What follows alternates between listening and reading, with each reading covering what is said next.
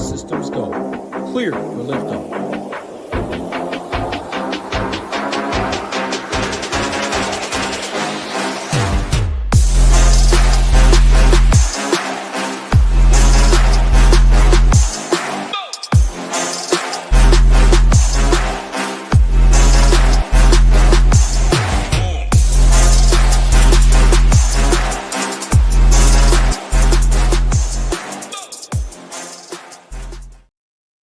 What is going on, everyone? We are back for a Wednesday edition of the NBA show here with my guy, M. Belman. Matt, how you doing on this fine Wednesday? Got a lot of teams playing tonight and not a lot of teams playing tomorrow, so pretty much everybody playing tonight. How you feeling about this slate? Yeah, typical Wednesday night. Love it. Love breaking these slates down with you. We got 8 games tonight. Seems like just an even more loaded slate than that with good plays all over. Not finally, but we have like a real NBA slate with questionable tags all over, waiting on news. Should be a fun one. Talked a little bit about your week, going a little bit better than mine. I know you would wish you had gotten all the way to the top, but still a good showing from you. Hopefully one of us gets all the way to the top tonight. Yeah, for sure. DraftKings loves bringing back that small $5 contest, so anybody else that wants to jump into that, good luck with it. It's one of the toughest tournaments to win that NBA puts out there, and it's almost not even worth getting second place in that because I think the drop off is huge. I think last year I got like 4th or 5th place and only ended up profiting like $100 to $200. So that's just the way the DFS is now. You got to get first place to really pay off in a big way. Yeah, we're coming off of a odd slate from last night. Going into it, I liked it. I thought that it was a pretty solid slate for a 4-gamer with the game totals and everything projected to be pretty close. But man, if you basically just avoided the Pelicans value, you were looking pretty good. I mean, it was everything, like, not that we thought it would, but you had Fears starting. He was the highest on play on the slate, yet it was Alvarado that got there in a big way. And then you had both Metkovic and Derek Queen kind of splitting the center minutes with Looney, and both those guys outscored Looney by a pretty big margin. Then you also had Sadiq Bey taking a ton of minutes from Herb Jones. That was a very frustrating night. I don't expect most nights to be like that. I think value in NBA is, for the most part, pretty safe. But with a team like the Pelicans, there's going to be some other teams as well. Like I could see the Nets doing some weird things later down the line where these teams aren't really going to be competitive, so they have no reason to play Jordan Poole and Kevon Looney, all these veterans, like 30-plus minutes. So maybe something that should have done a little bit better at. But do you have any thoughts on that from last night? I'm in line with you. NBA is usually so projectable. It's rare you see nights like that where the projections are just wrong all over on a bunch of guys. Now, it just happened to be New Orleans ran weird rotations looking for their first win. Hindsight is obviously 2020. So Looney was a bad play because his minutes were questionable anyways, but 3,200, projecting for that. Well, like I certainly played a ton of him. I know that someone posted in our Discord, basically everyone who won 50 last night played like 70+% of Looney, and it just made too much sense. So yeah, you were at a big advantage just getting away from that chalk. Winners and small field stuff scored like barely over 300 points. Just a rare night. Yeah, I believe even in the Fantasy Basketball World Championship contest, BP Kelowna won. I believe he had Fears and Looney in that lineup still. Yeah. So you still could have won with them because they were so high owned. You really just needed to nail down everything else in your lineup. So wouldn't really – I think it's kind of like a process over results type of night. Like if you see a lot of sharp players, a lot of big name sharks out there playing these guys a lot, you probably should feel okay with your process. I saw people in the Discord talking about that, but really not something I would really try to be overthinking too much because, like you said, NBA is pretty projectable. All right, but that was yesterday's slate. We'll definitely talk about today's slate, but before we do that, I want to say what's up to people in chat. Michael W., Jason Turner, wins a lot, Little Neck, killing it with the showdown stuff as always. He'll be the guy tomorrow. There's only one NBA game tomorrow, so he'll have his content out for that. Our guy Remo, Newens, Takedown, Jonathan, thanks for staying for a little bit. I'm Rice, Takedown again. Carl, Takedown again with the Buffaloes. All right, cool. Kid Leiden, Takedown again. Big Ed, AZ Bob, Philly, Nate D. What's going on? All right, so let's jump into the first game in the slate. We're going to go game by game on SaberSim right here, who, if you don't know by now, we are partnered with them. Been a great partnership up to this point, and yeah, definitely like what they've done with all the updates over the last year or so. But first game of the slate, we have the Nets heading into Indy. Two really struggling teams right now. Indy's a team that's dealing with a ton of injuries. They have, I believe, Quentin Jackson, the guy who got the start last game, will be out for this one. And yeah, we're still missing Nemhard, Bennett Mathurin. Some of these other guys projected to miss a couple more games. So they'll be running things pretty fairly tight. Probably see Ray J. Dennis step into the starting lineup, so he'll be a guy to look to for some value. And then Brooklyn will be getting Michael Porter Jr. back. This game definitely piques my interest a little bit. Just Brooklyn as a team that's been so bad defensively, and with Indy being so thin, we could really see a massive role for Siakam in this game in particular. But moving forward, just the team has no true point guards on the roster, so I could really see Siakam putting up a big score right here. What are you liking in this one? Yeah, so I'm with you again. Like, this is a game that definitely piques my interest. Now, it's not the only game that does, so I think that if you like other spots more, that's fair. But any game Brooklyn plays this year that I think or projects to be competitive, I'm going to be interested in, and that's tonight. Pacers are like 6.5 point favorites. I think this is a good spot for Brooklyn to stay competitive. They're still looking for their first win. New Orleans got theirs last night. Wouldn't be shocked if that happens tonight with Brooklyn. So that makes me like pieces from all sides. You kind of hit on the pieces I like best. Indiana is so shorthanded. We've seen Siakam's role just be monstrous this season. In non-blowouts this year, he's averaging 60 DK points per game. So, yeah, the $9,500 price tag seems high, but it's not for his production. You look at the other side, I feel similarly about Michael Porter Jr. Obviously a different price point. Both guys power forwards. I feel like if I'm playing one, I want the other. Then you throw in like Cam Thomas. I'm not exactly sure what to make of the Indiana value. I think Ray J. Dennis looks good, not great on this slate just because of how much value we do have, and his role is a little bit undefined right now. But Jarris Walker, fine with it, even at 5,800. I think you can get to a bunch of pieces on this game. On a smaller slate, I might be thinking about like game stacking this one. On this particular slate, I think getting to like Porter and Siakam, maybe Cam Thomas in there, maybe a piece of Indiana like Jarris Walker. I like the main pieces from this game for sure. Yeah, right there with you. Siakam's going to have a massive role, and like you said, in close games, he's just crushing. So I definitely think that he would be the priority in this game. I do. There's two guys that I like on each side. Probably a little bit more than the field I would anticipate, but I think Jarris Walker is in a pretty good spot here. You did mention him, but he should see a really, really good matchup with Michael Porter Jr. Probably going to be the guy that's guarding him. I don't think there's a lot of really good defenders on the Brooklyn side, but if there were to be one to pinpoint, it's probably Terrence Mann as like their best just overall defender. I think he'll be on Siakam. Not really something to get you off of Siakam, but that's just going to leave MPJ, who has just never been a really good defender, on Jarris Walker. Walker's had a pretty solid role this season, and then you add in the injury to another guard. Like, he could really take on a pretty big ball handling role like he already has this season. And then Nick Claxton is another guy that I'm really interested in. Just the rim defense for Indy is never that good. Isaiah Jackson is not that great of a rim protector, and Claxton's doing a little bit more with the playmaking stuff. He has 7 and 5 assists in his last 2 games. And their coach has even talked about running the offense through him a little bit more. Has been trending for 34 minutes in back-to-back games. So he looks like a guy that could be underpriced. And I think we'll go a little bit overlooked on the slate that has some really strong center values. And then on the other side, I also think Jackson is pretty solid as well.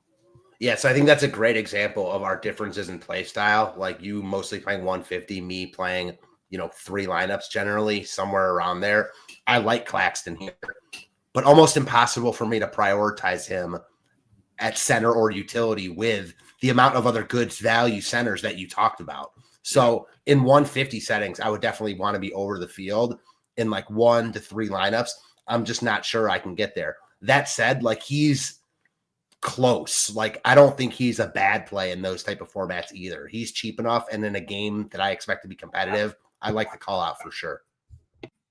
Yeah, and definitely the same thing with Isaiah Jackson there too. Like, he's probably not a guy you're prioritizing at center with all the strong value plays there.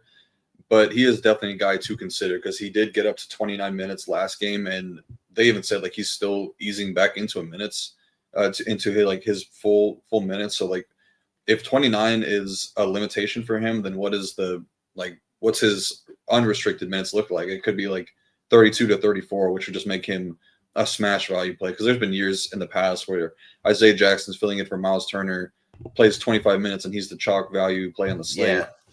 So definitely another guy that would be keeping my player pool.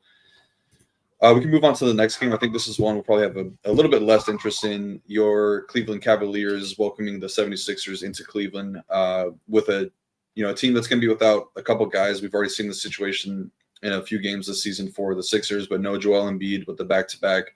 No Jared McCain, which is kind of surprising considering he only played like 4 minutes last night. But he'll be out with the injury management. Definitely like some. I really just like Maxey again. Like he's always coming in under own and just continues to crush. For some reason, people just think that the bottom's going to fall out eventually, and it just doesn't.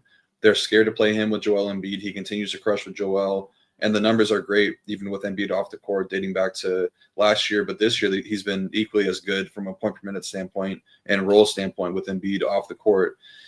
Don't love the matchup. Cleveland is playing pretty good defense, but just the role and how well Maxey is playing right now, how hot he's shooting from deep, kind of always has me interested in him. So he's probably the guy I'm looking to on the Philly side. But you could make the case that Edgecombe and Kelly Oubre, just from like a straight minute standpoint, are pretty good. I definitely think that is more MME just because they won't project good enough. Like you're really giving up a ton of projections by playing these guys in your single entry stuff. But those three guys are definitely in play.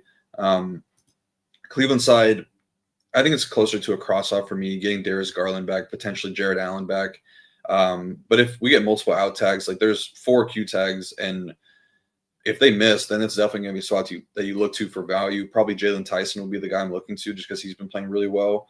But we have to see what the starting lineup looks like because Lonzo Ball would be in play again if Garland and Hunter were to miss. And then if Jared Allen misses, that does make Mobley a little bit better. But I don't know, 9K for Mobley, 9.2K for Donovan Mitchell seems like their ceiling price tag right now. Yeah, I'm good on the Cleveland side as is. Like, I expect the majority of those guys to play, especially Garland, which is the biggest one, and he's just going to eat into everyone else. So, yeah, if Allen's out, I mean, you can look at a little bit of the value, but Cleveland's priced up. I think they're a team that is one of the easiest to cross off on the entire slate. And then on the Philly side, I'm with you. Like, I think the thing with Maxey, he just isn't projecting well. Projection systems haven't caught up to his play this year. But at some point, the production is what the production is. I mean, he's averaging like 60 DK points per game. He plays 40 minutes plus every night. So I get it with Maxey. He's not going to be highly owned, especially on this slate. I'm not sure I'm going to get to him in limited lineups, but certainly a fade at your own risk at this point because he smashes every night. Yeah, definitely. Have to see what they do with the starting lineup. Looks like us and potentially SaberSim have Watford in there as a starter, just like from projection standpoint. He was projecting like a pretty solid value. We'll see what they do with that. I said that yesterday they were really anticipating him to be their starting power forward, but just with the injuries leading into the season, he hasn't been that. So we'll see what they do with the starting lineup. But yeah, as it stands right now, Cleveland probably a cross-off and then just Maxey for the Sixers. Next game on the slate, we got my team now, the Utah Jazz, heading into Detroit to take on the Pistons, who look like one of the top teams in the East right now, coming off a few really strong games. Jazz got a big road win a few nights ago against Boston, but did receive word that Walker Kessler is going to be done for the season. So they'll be asking a lot from some other guys to step up, especially with their rim defense. Obviously, Yusuf Nurkic going to continue to start moving forward, but wouldn't be surprised if we see more Filipkowski and Taylor Hendricks filling in some small ball center minutes, and then maybe once they get back home, calling up a guy like who they have in the G League right now. I think it's Oscar Tshiebwe. Yeah, they'll probably end up calling him up once they get back home. But yeah, I'm always going to want to attack the Jazz. I think that this is a really good spot for some guys on Detroit, but I want to hear your thoughts on this game first because they are double-digit underdogs, so it might be a blowout tonight. It might be a blowout, but if this game can stay competitive, then I think both sides of this game are really, really interesting. Certainly the Detroit side is going to stand out more, starting with Cade, who on a slate with, there's Jokic And then after Jokic, there isn't a ton of spend ups. There's a lot in the mid range to look at. But after Jokic, I think Cunningham is the best spend up option on the slate. Started off the season a little bit slow, but has been really good in the past 3. I think he puts up a really good game here regardless. Like if Detroit blows out Utah, yeah, maybe it caps his minute upside in the second half, but that would have to be like a major blowout. And if that's the case, I would assume that he's had a really good game up to that point anyways. Good tag for his upside here. So I like Cade a lot. Jalen Duren, really good spot against a Walker Kessler list Jazz defense. He's obviously shown upside, has it, well within that $7,200 price tag, not getting a ton of ownership just because center is so loaded. And then Isaiah Stewart, interested to hear what you have to say about Stewart. Obviously stepped in for Tobias Harris. You needed him in that last, and he was a surprise starter after lock, so he wasn't chalky at all. Put up close to 60 fantasy points. Different matchup here. So not sure what they do with the starting lineup. Not sure if he has the same minutes upside he had in that spot, but this is a guy that can put up monster DFS games, as evidenced by his last start, by his last game. Blocks a ton of shots, good rebounder, can shoot threes. So presuming he starts, those 3 guys, Cade, Duren, and Stewart, would probably order them as far as priorities go. Stewart, Cade, and Duren. But I like all of them. I think going right back to Osar Thompson, like Detroit looks really, really good here. And then if Utah can stay competitive, Keontae George, 7,100. You look at his game log, and not even to be a game log watcher, it's 40 plus every single night. So why wouldn't it be 40 plus here? Nurkic at 5,300. If there was one game to stack on this slate, it's this one for me. How do you see it? Yeah, I definitely agree. I think that in terms of the spend ups for the Jazz between Laurie and Keontae, I would probably want them paired with 1 or 2 Detroit guys, because I think especially Laurie, the way that he gets there is in a close game. He's averaging 38 to 40 minutes in close games this season. So if he gets there, he's probably bringing along some of those Detroit guys as well, and we're anticipating more of a shootout. But Keontae, I think you're fine to play on his own. And then you obviously have Nurkic, who's going to be one of the chalkiest center plays on the slate. I think that he's pretty good, just always been a really strong point per minute guy. But you could honestly make the case that Kevin Love should be in play. He played 14 and 17 minutes in the last 2 games, and I know that he's old now, but still can get it done. He's a good rebounder still, good shooter. So wouldn't mind playing Kevin Love a little bit. But yeah, I'm right there with you on Detroit. I think that there's a really good shot that at least one person, maybe even 2 on this team puts up a really, really big score. I think that Asar might be my favorite just from an ownership standpoint, because he'll be sub 10%. And it's a really good spot for him. The Jazz are one of the teams that turns the ball over the most, and he should be able to put up a pretty big score there with how bad the transition defense has been as well for them. I'm going to be right back, by the way. No, you're cool. I like the Love shout out just because it's direct leverage against Nurkic, because those guys, Love's ultimate upside comes when Nurkic minutes aren't there. So, yeah, 3,500. I wish he were power forward eligible. He's not. 3,500, though, if I were multi-entering, he'd be in my pool for sure. 1 to 3 lineups. I doubt I get to him. But yeah, this game looks really, really appealing. My favorite piece of Utah is George, but I understand the market and shout out too. Yeah, just good pieces all over this game. If you think it's a blowout and don't want to spend up on guys, I get just, playing Stewart and kind of moving on with your life. But I think you want some Detroit exposure here no matter what. Yeah, absolutely agree. Sorry, my dog was just driving me fucking insane, just barking right outside my window. A couple guys one more guy, I guess, that I wanted to mention. This is obviously way too thin for anything like single entry, but Walter Clayton, they've talked him up a little bit, and I think they're going to just try to get him more minutes. I see somebody mention Collier playing tonight. I don't think they're prioritizing his minutes at all right now. Just they spent a lot to get these rookies that they have right now. So I think that he's kind of an afterthought, especially with how well Keontae has been playing this season. So I think they really just want to lean into those guys right now. I wouldn't really expect much from Collier. I think Collier probably gets traded sooner rather than later. Yeah.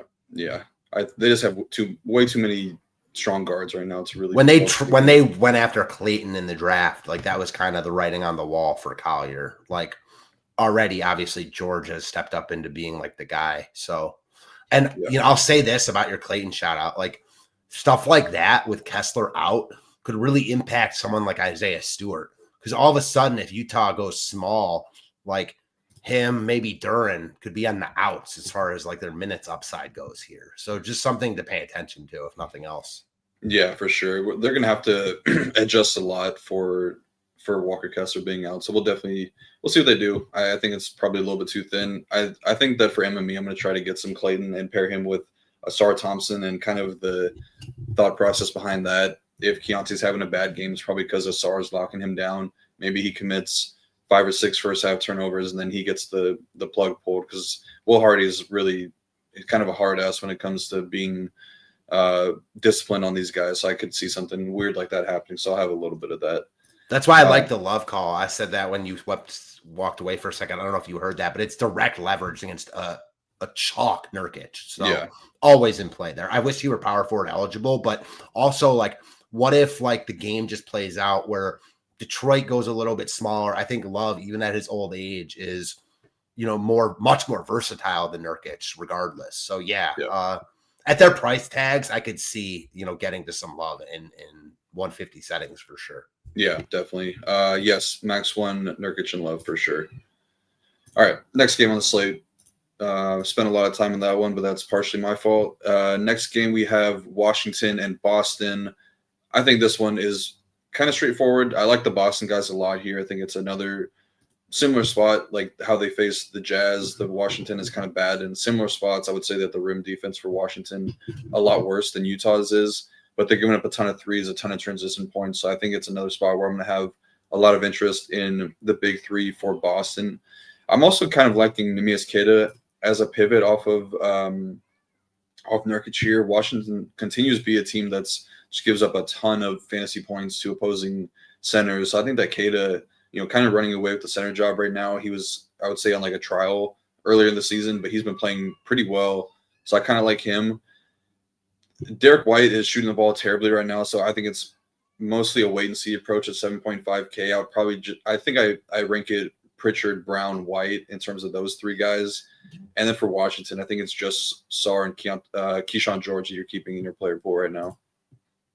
Yeah, I'm with you. Boston looks like they're in a good spot here against Washington because it's Washington. But all in all, like, this is a game I have less interest in than the last game, and some games we'll get into in a little bit. I think Sar is the best piece from Washington. I think you can have exposure, play any of the Boston guys, but there's not like one of them that stands out as a guy I need to roster. So I'm fine if I get some Boston exposure. I'm fine if I don't, personally. Yep, definitely made up a lot of time on that one. Another game that should be a really good real-life watch, probably not one you're getting deep into in DFS, especially with Anthony Edwards possibly returning for Minnesota. I think that kind of takes everybody off the board. You're not really paying $9K for Randall in this matchup with Ant coming back. I mean, maybe there's a little bit of upside for Ant at 8.9K. That's a really good price tag for him, and he probably returns in full, just a very durable player. But, with his return, it takes everybody off the board. I don't think I want to pay 6K for any of these, Gobert, DiVincenzo, or Jaden McDaniels. The Karl-Anthony Towns news is really big, though. He did get a midday downgrade with the illness, which I would say probably leans closer to being out. I'm not sure, though. They've done some weird things this season, so he might play. This is a revenge spot for him against Minnesota. I think that he probably wants to play here. But if he misses, it's low-key a decent matchup for Brunson. Minnesota, as good as they have been defensively over the past few years, and with Jaden McDaniels, they're giving up a ton of pick-and-roll points per game this season. I believe they're actually dead last, and obviously Brunson can get it going there. But just losing Towns is going to take away another high-usage guy to really put a lot on Brunson's plate. So I think that he kind of looks pretty good regardless. But then you're starting to consider like OG and Mikal Bridges, who have both had pretty solid roles, even alongside Cat. So I think that it's worth waiting a little bit for this news, but I don't think it's one I'm really going too crazy overboard on. What are you seeing in this one? Yeah, so obviously one we have to wait on news for. I do really like the Ant call in tournaments, not going to lie. Like, there's a lot of meat on the bone at that price tag, 8,900. You've got the narrative going to New York. Obviously Minnesota only plays there one time a year. He seems like a guy that would get up for this spot. I like that call out. Like, I think that if he's playing, and he's good to go. So I don't know or think I'll get to him, but I like his upside at really low ownership at that tag. Obviously, I don't think you can really play anyone else from Minnesota if he's in. And then New York, I don't know what to expect with Towns because like the midday downgrade is never good, but also maybe he just like wasn't feeling well in the morning, maybe feeling better now. Who knows? If he's out, I think Brunson becomes like close to a priority, not like a ultimate lock. You have to play him, but one of the better plays on the slate. And then all the other Knicks you mentioned, Josh Hart, OG Anunoby in particular would look really good. So yeah, wait and see on New York here. And then Minnesota, I think it's ant or bust. Yep. Great breakdown there. I did have a question come in from our guy, Steven Neighbors. He said he used both of your cores. Any advice on how to use your cores in SaberSim? I'll touch on that really quickly. You could always just go into SaberSim and lock the guys that we like, just putting guys out there in particular, because they do have the hand build feature now. So you could actually, block in some of these guys that we have in the core and then run 150 lineups with that group and get a bunch of different variations of it.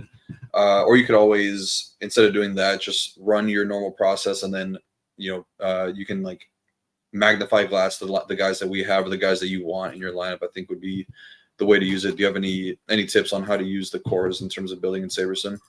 No, I think both those suggestions work. You could also just like, depending on how many lineups you're playing, if you're playing 150, I personally, even with like with a 5-man core, I personally wouldn't play my 5-man core in like 150 lineups. That's kind of reserved for me for smaller field stuff. So maybe I would bump up the projections on those guys, get more of them than I otherwise would have, but not necessarily all of them in every single lineup. Kind of just how I think I'd do it. Yeah, it's a good point on MME versus single entry for sure. You definitely don't want to lock in 100% of anybody in 150 or even 20 max for that matter. We're talking about Karl Anthony Towns. He's questionable, so keep an eye on that one. We'll obviously update the Discord once we get news on that, hopefully sooner than later. All right, next game on the slate. This was a good one for sure. I always like attacking Memphis. I just like the way that they play with pace, but also Houston is keeping things very tight right now. But we also have some big questionable tags for Houston with Jabari Smith Jr. and Steven Adams, both questionable with ankle injuries. We saw Tari Easton step into the starting lineup last game for Houston. He got there, but he wasn't great. I don't know if you got to watch the game, but his role it really doesn't change whether he's in or out of the lineup. So I don't think that it matters if he's starting or not, just because he's going to play off ball, just a high energy guy that battles for offensive rebounds and kind of plays high paced basketball and looks for like steals and turnovers and gets out in transition. Really fun to watch, but from a role perspective, there's really not much for him. Just there's not a lot of usage to go around when you're sharing the court with Sengun and Amen Thompson and Kevin Durant. So I don't think it really matters too much whether or not he's starting. Maybe it just helps him from a minute standpoint. But he was, a steal and a 3-pointer away from kind of busting at chalk. So I would be a little bit worried about playing him at high ownership if Jabari were to be out. But with that being said, this is a really good matchup. I love Memphis game environments. So I have a lot of interest in the Houston side for sure. I think Amen is my top option, but I also really like KD. Just the way that Memphis gives it up on defense is a lot of transition scoring and a lot of off-ball scoring and 3-point shot attempts for secondary guys. So KD at 8.5K definitely piques my interest as a guy that was priced in like the low 9Ks not too long ago. Don't think I'm getting too much on Memphis. Probably just Ja is staying in my player pool. Got up to 35 minutes last game, but there's just a lot of negativity around this team right now, and I just don't really know if I want to invest into it. What do you think about this game? Definitely not playing any Memphis. I like the idea of playing Ja last time out in like the game after his suspension. He was pretty good, but they still lost. And I think this team is not a team I want to have much exposure to on big slates like this. When price tags are where they are right now. I'm with you on the Houston side. I'm totally with you on Eason also. For me, it is like the last point you made, just the minute security if he's in the starting lineup. I don't expect his role to change at all either way, just because he's not a guy that they're going to really give the ball to at all. He's got to do it himself. But he is a guy, when he gets good minutes, can put up monster scores by doing a little bit of everything. So if Jabari's out, I will like him again. And I don't think his ownership gets to nearly what it was the other night. Increased price tag, bigger slate, all that stuff. So I do like him if Jabari's out at lower ownership, just because at this tag, he easily has 40 DK point upside in this spot. So I'll like him. I like Sengun. I like KD. My favorite, I'm with you, though, is Amen, 7,700. Good tag for him. Houston is kind of like Boston for me, where I like all of them. None of them are like ultimate priorities for me, but I do like Houston a little bit more than Boston in the sense that I would like some exposure here. Sorry, can you repeat that last part? I had to open my door real quick. No, you're cool. I do like, they remind me of Boston a little bit in the sense that I like all of them. I don't really love any of them, but I do like them a little more than Boston in the sense that I kind of want at least one piece of Houston here. Yeah, for sure. Yeah, it's honestly pretty comparable prices too. You got the one spend up between Sengun and Brown, the mid-tier guy, KD and White, and then I think that we're both kind of prioritizing the cheapest of the two between Amen and Pritchard. So I definitely love being in lockstep there. But yeah, I think Amen could really put up a big score. He had a really efficient shooting night last time out, but didn't really add a ton of the peripherals. So it could have been a huge night. And I still think that this is a pretty solid value price tag for him. So right there with you on Amen. I don't think that we probably need to get to Capella if Adams is out. Even in Memphis, I'm kind of worried about the blowout here. I think Memphis is just like a ticking time bomb with their best player. I mean, in my eyes, clearly wanting out. So I'm a little bit leery of the spend up options are going too heavy on Houston here, even though I never have a problem playing the side that's going to do the blowouting instead of the team that's getting blown out. Yeah. And I don't think that Houston is really going to be a team that pulls the plug really early. Udoka is, he's going to keep, he'll keep them out there for pretty much their full minutes. We really touched on the jaw stuff. I think that crazy idea, but swap Trae Young for Ja Morant and then just kind of be done with it. I don't even think Atlanta would do that or want to do that at this point, honestly. It seems like nobody wants to touch Ja right now. He's not really making a good case for himself either with all the stuff that he's saying in these post-game interviews. The other big problem with Ja, how good is he? He's good, but he still can't shoot really. He's hurt a lot.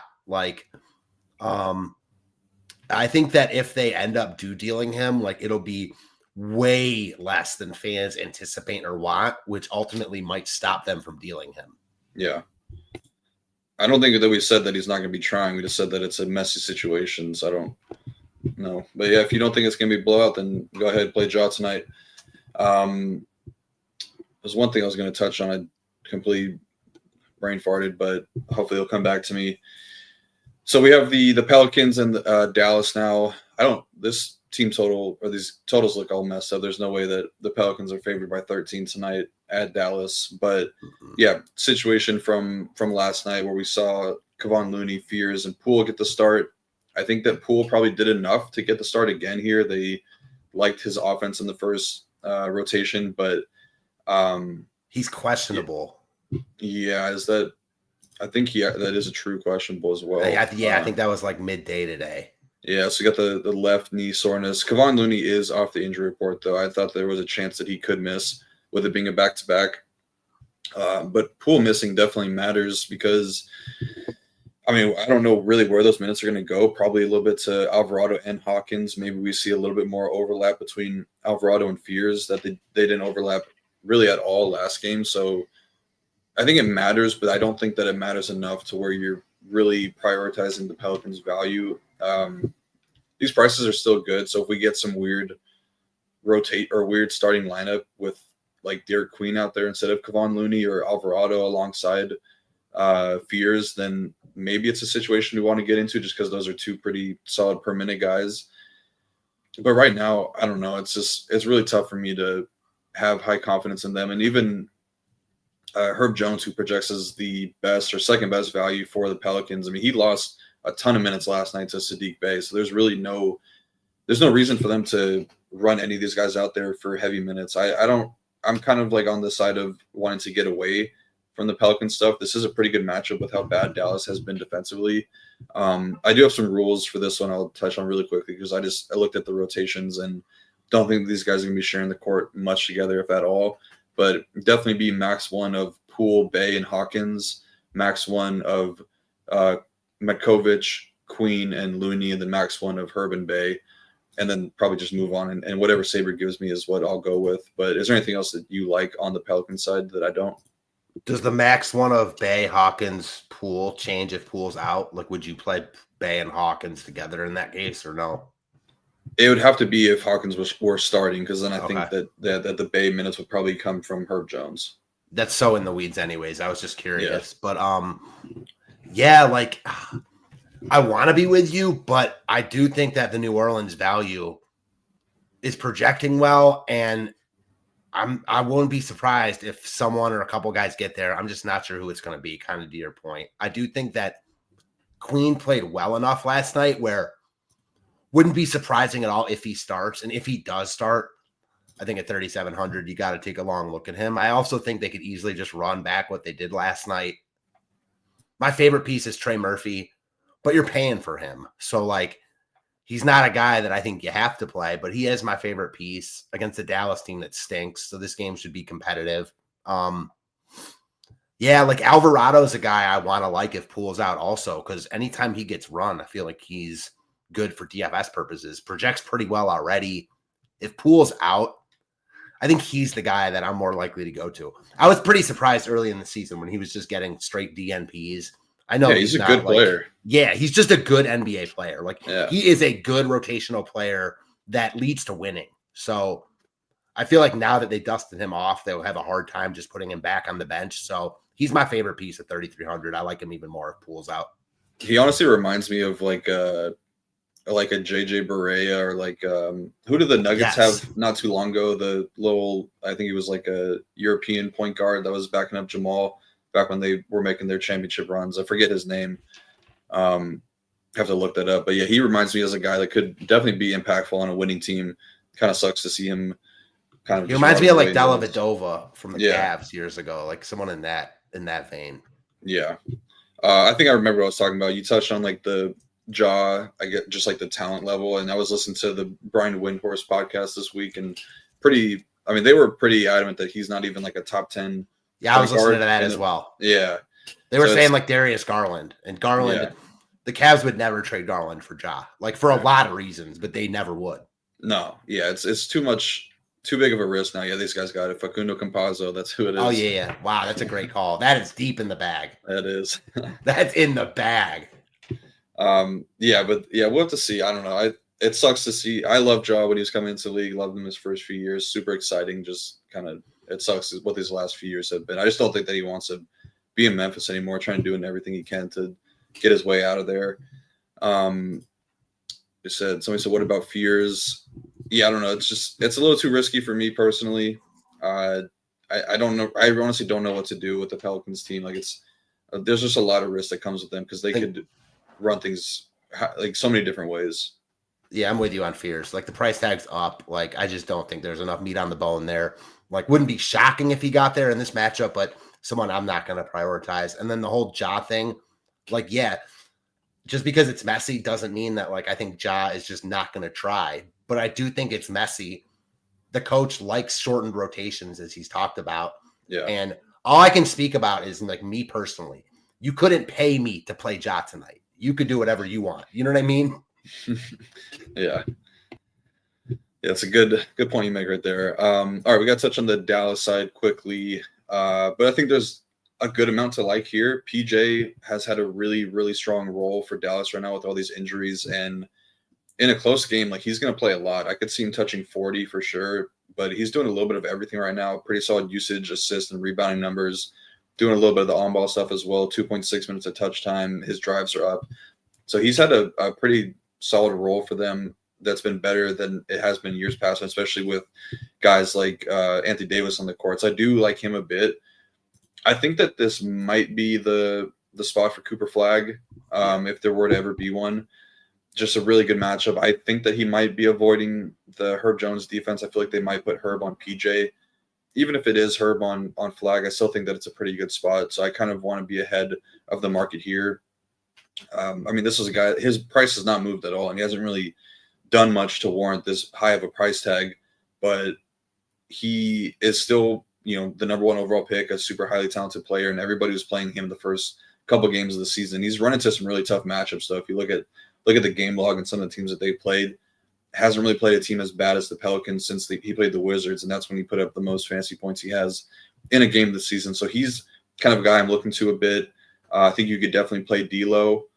He's had a really good role off the bench, double-double last game, and they definitely need some ball handling. And then I think Christie is fine, but Gafford is another really solid value play. Played 25 minutes last night. Last game seemed like 20 minutes was probably where they wanted to have him, but they just don't really have enough depth to not be playing their best guys a lot of minutes. So I wouldn't be surprised if he lands at like 25 to 28 range, which would make him one of the best value plays on the slate. Yeah, I think he's one of, if not already, right now, like depending on injury news, like the best value play on the slate at 4,700. A little bit riskier than maybe normal Gafford would be, but normal Gafford would be much more expensive than this in this spot. I'm with you all over here. Like D'Lo, his role increases a good amount. It's a great spot for Dallas here. I like him quite a bit. And then Cooper Flag. I'm in the middle of writing the slate plan for members, and I literally basically said what you said. I said if there was ever a spot for Flag to go nuts, it's tonight. It's not like he's been bad. He's just been more solid than spectacular. I think people wanted and expected more. I think tonight could be the night that happens. I like Dallas here. I mean, what's not to like? New Orleans is awful. This is a really good spot for the Mavs. I won't be mad if I have 2-3 pieces from Dallas tonight in any given lineup. Yeah.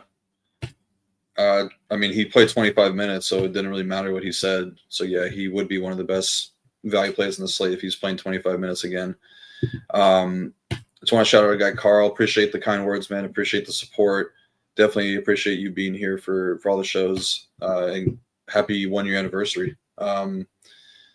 All right, last game on the slate, Miami and Denver. Miami has surprisingly been the fastest-paced team in the league this season. There was a lot of talk about that coming into the year. They have a pretty young squad, a lot of guys that can get up and running, so it's not surprising or not crazy to think that they're going to continue up this pace, but there's been some really solid game environments in these Miami games. Both these teams have really solid defenses, but this is a pretty solid overall game total. I think Miami side is kind of quick to break down because I don't really love too much here at these price tags. I think Bam is probably the only guy that I am really considering at 8.6K, but I don't really love the matchup against Jokic or really just Denver at all because they play a lot of really solid team defense. They're a top 7 defensive unit this season, one of the best transition defenses in the league. So they could really look to take away what Miami has been prioritizing this season.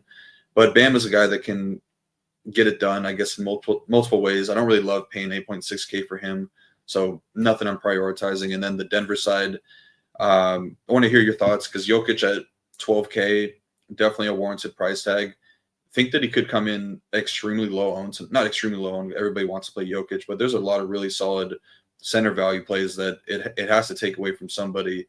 I think people are probably a little bit more comfortable spending down for 2 centers than they would be for 1 and up for Jokic.